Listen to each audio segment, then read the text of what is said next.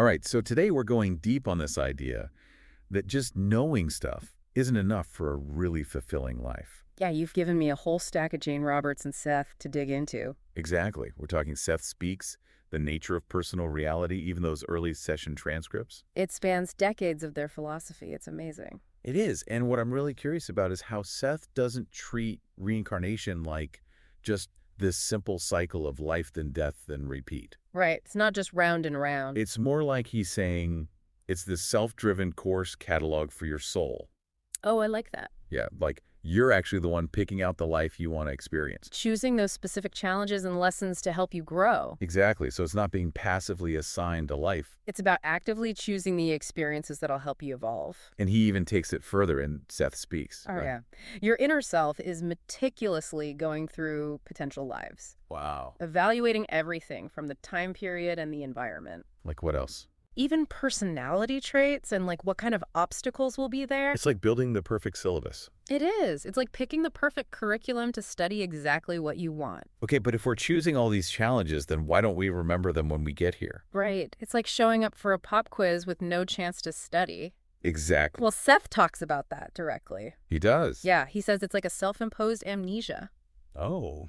which is actually super important so we can fully immerse ourselves in like the physical experience. Okay, so give me an example. Like imagine an actor who gets so into their role that they forget who they really are for a bit. Okay, yeah. That's what this forgetting is like. So we can have a genuine and powerful performance. Exactly. But it's not just like we're playing a part though, right? No. It's like we're writing the whole play. The script, the set design. And even deciding how the audience is going to react. You're getting at one of Seth's main points. Which is? Our inner world shapes our outer experience directly. Okay. He even says straight up, the outer is a reflection of the inner. So like if I want to change my world, I got to look inside first. See what I'm putting out there. Exactly. Okay, hold on. So if I'm always worried about money. Yeah. That's not just bad luck. Well, it could be, but Seth would say it's more likely that you're reflecting an inner belief about lack. Okay, so it's like looking in a mirror and hating your reflection. But instead of changing the mirror, you work on yourself. That makes sense. But how do we change those like super deep beliefs, the patterns that keep repeating? It's not as easy as just saying, think positive. Definitely not. That's where Seth's focus on experience comes in. Okay, how so? Throughout all his work, he says that direct experience is true knowledge. So it's not enough to just know something intellectually. Right. You got to live it, breathe it, feel it in your bones. Okay, I'm with you. So instead of just reading about abundance, I need to create experiences that make me feel it. Yes. You have to embody the qualities you want to attract.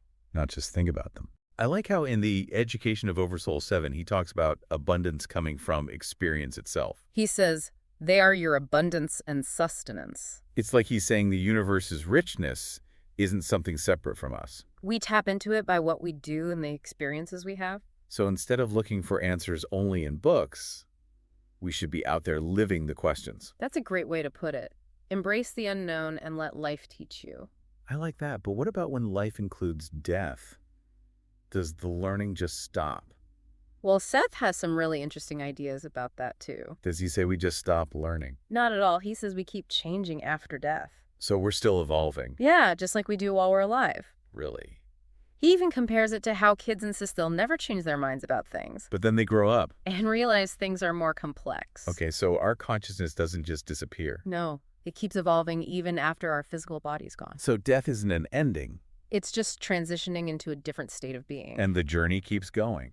Exactly a continuation of that exploration and growth. So we're still learning even in the afterlife. Yes, and what's really interesting is that Seth reveals in Seth Speaks that he's actually moved past focusing on his own reincarnations. Really? Yeah, he's turned his attention toward other parts of existence. So he's like a super experienced explorer. Charting out new territories of consciousness. And encouraging us to explore, too. Exactly. And then there's that whole idea of all lives happening at the same time. Right. He says since all lives are simultaneous, all happening at once, then any separation is a psychological one. That one's hard to wrap my head around. I know, it completely blows up our usual way of thinking about time. Like the past, present, and future aren't actually separate boxes. They're all woven together in this bigger tapestry of existence. So if everything's happening at once, does that mean we can access our past lives right now? That's something we could definitely explore further. We should. But first, I think we should talk about another one of Seth's big ideas. What's that? The power of our beliefs to shape our reality. He talks a lot about beliefs. He does. He even compares them to seeds. Seeds? Yeah, seeds that grow in time and space. What kind of garden are we growing then? Right. Are we planting seeds of fear and limitation or abundance and joy?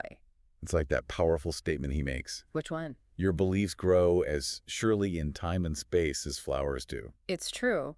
So if we want to change what we see around us... We got to start with the seeds of our beliefs. Exactly. And Seth says we get to choose those seeds. We're not just stuck with what we were taught or what's happening around us. We have the power to choose different beliefs. And therefore change our reality. Right. But if that's true, why do we experience things we don't want? Yeah. Like illness or money problems? Doesn't feel like we're choosing those. Definitely not. That's where it gets a bit more complicated. How so? Seth talks about how our conscious and subconscious beliefs sometimes clash. Like what I want and what I secretly believe are totally different. Yeah, it's like there's a hidden program running in the background messing things up. Even if I'm saying all the right affirmations. Exactly. It's like that quote where he says, your own conscious beliefs are the most important suggestions that you receive. He goes on to say, all other ideas are rejected or accepted according to whether or not you believe they are true. We're the ones in control of our own reality. But how do we find those hidden programs and rewrite them? That sounds like a perfect place to pick up in part 2. I agree, there's a lot more to unpack. We'll dive into that and explore how Seth connects emotions to our beliefs. It's fascinating stuff. Stay tuned.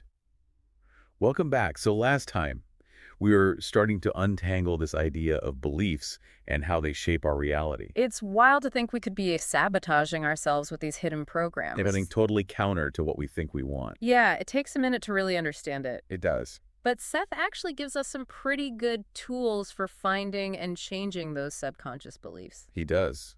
Like what? One of the coolest is how much emphasis he puts on dreams. Oh, dreams. We usually just think of them as random brain stuff.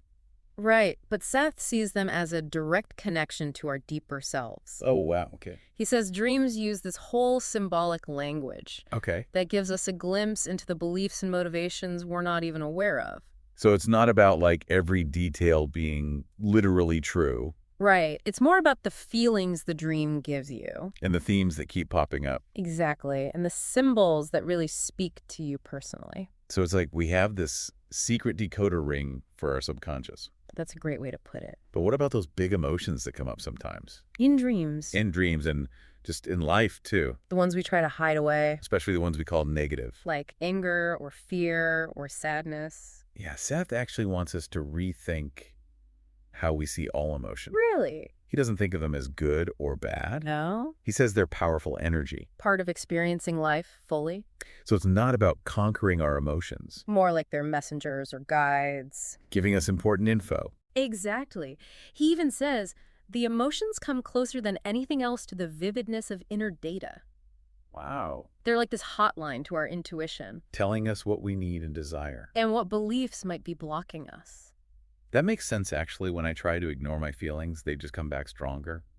It's like they're trying to get your attention. But when I actually feel them, they help me understand myself better. That's a great example of how embracing our emotions can lead to growth. We have to remember that quote where Seth says, to resist them is futile. He's right. We can't just pretend they aren't there. They're part of us. Exactly. Trying to deny them is like denying a part of ourselves. He also says emotions aren't destructive. They're part of our creative power. I like that perspective. Instead of judging how we feel, we should just watch. Listen to what they're telling us. And use that energy to do something positive. Like create art or take action. Exactly. So instead of pushing down anger, We can ask what it's trying to teach us. maybe a boundary needs to be set or something needs to change. By working with our emotions, we can change them from blocks into something that helps us. That takes us right back to experiencing life fully If knowledge isn't enough, it's those experiences that really make the lesson stick. and help us embody them. What's interesting is how Seth sees these experiences through so many different lenses. He talks about the ego, the part of us that's focused on this physical world. Right. But then he introduces this idea of the inner ego. Okay. That's where it starts to get really trippy for me. What's the inner ego? And how's it different from the regular ego? In The Individual and the Nature of Mass Events, Seth says it's the part of us that's focused on inner reality. It's like the architect of our experiences across all lifetimes. So is it like an inner guide? A mentor who's always been with us? And it's beautiful imagery. Yeah. Yeah, helping us choose the experiences we need to grow. So the inner ego already knows about our past lives. Seth says it has a bigger perspective on our whole journey. That's wild. And that reminds me of the quote from Seth Speaks. Which one? Where he says, "My own frame of reference, however, is no longer focused on my reincarnational existences. I have turned my attention in other directions." Like he's graduated to a higher level of understanding. But he's still here helping us through the early stages. It's like he's tapped into that awareness of the inner ego. And now he's exploring realms beyond what we understand about reincarnation. Wow. So it's not just about living in this world.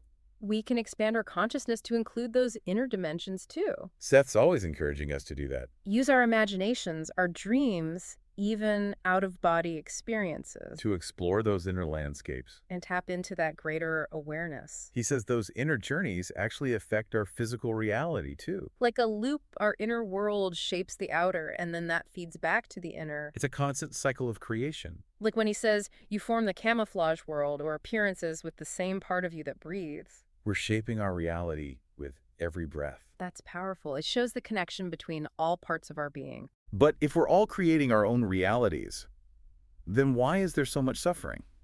Wars, poverty, natural disasters. That's a question people have been asking forever. Yeah, Does Seth have any answers? he does, and it connects back to this idea of collective consciousness. We're not just individuals. We're all connected like a web. Our beliefs affect more than just ourselves. Just like our personal beliefs shape our own lives, our collective beliefs shape our shared reality. So if enough people believe in scarcity and fear, Those things will manifest in our world, like a giant dream we're all creating together, consciously and subconsciously. that's a bit scary.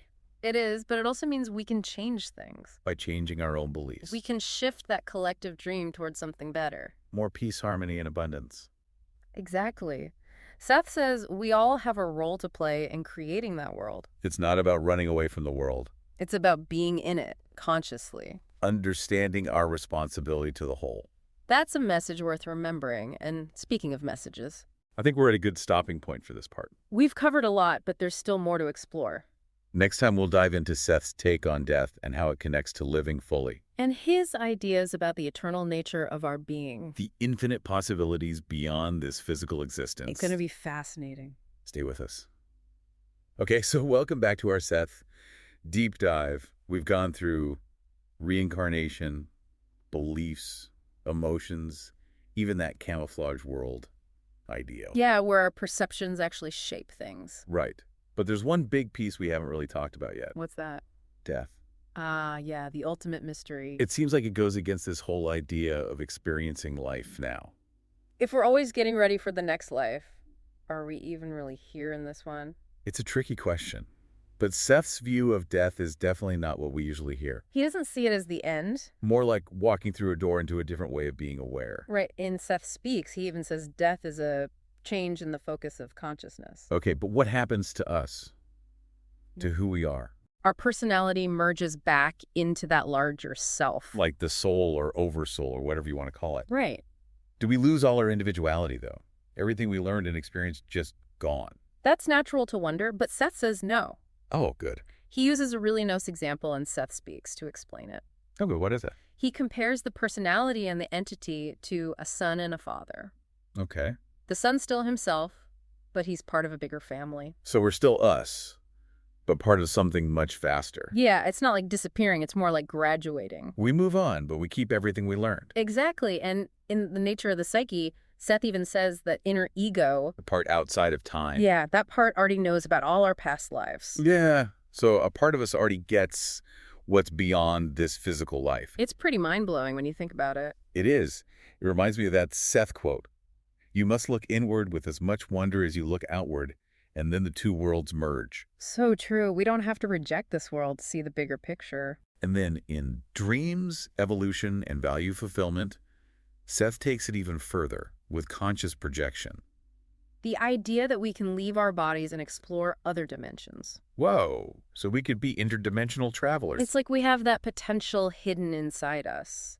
That's both exciting and scary at the same time. It definitely challenges what we think we know about life and death and everything. But Seth's saying we're so much more than these bodies. We can experience reality on all these different levels. Death isn't the end then. It's like a comma. Just a pause before the next chapter. Exactly. And if that's true, then what's there to be afraid of? That's the big question, isn't it? If we can accept that we're eternal beings, Then we can really be present right now. knowing death is just another step, not the end. This whole deep dive has been incredible. We've learned so much. It feels like we just scratched the surface of what Seth was teaching. There's always more to discover. But what we did uncover has really changed my perspective. It's a journey of constant exploration. And Seth gave us a map to help us along the way. To navigate all these ideas about consciousness and reality. And he made it clear that we're not just along for the ride. We're active participants creating our reality with every choice we make. That's the big takeaway for me. Knowledge is important. But it's experience that makes us truly alive. Embracing the unknown and expressing our creativity. So let's go out there and live those questions. Explore the mystery. And build a world that reflects the love and wisdom we all have inside. It's been a pleasure exploring all this with you. Same here. Until next time, folks, keep diving deep.